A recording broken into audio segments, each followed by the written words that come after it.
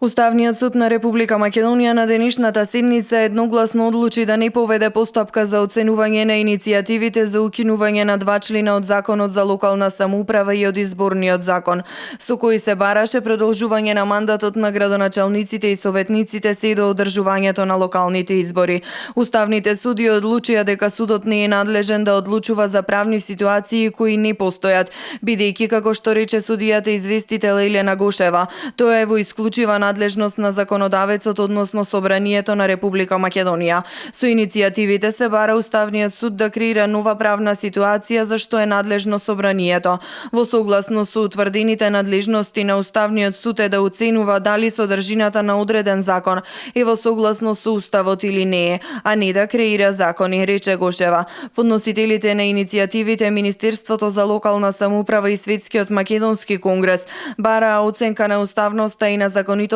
на член 35 став 1 и на член 49 од Законот за локалната самоуправа, член 16 став 1 и член 16 став 1 во делот од првата половина од мај од Изборниот законник. Локалните избори требаше да се одржат во првата половина на мај, но поради тоа што не беше избран председател на Собранието, истекоа сите рокови за нивно распишување во предвидениот термин. Мандатот на градоначалниците и советниците истекува на 15 мај. По истекот на мандатот општините ќе бидат блокирани и нема да можат да се исплаќаат плати за вработените, за наставниците, за јавните предпријатија. Нема да функционираат научните одделенија во општините. Нема да може да се регистрираат бракови, ниту да се издаваат дозволи за локалните бизниси. И Министерството за локална самоуправа денеска повторно со писмено барање, но овој пат до председателот на Собранието на Република Македонија Талат Џафери, со цел во најкусможен рок да бидат преземени потребните действија и мерки со кои би се обезбедило уставно и законско функционирање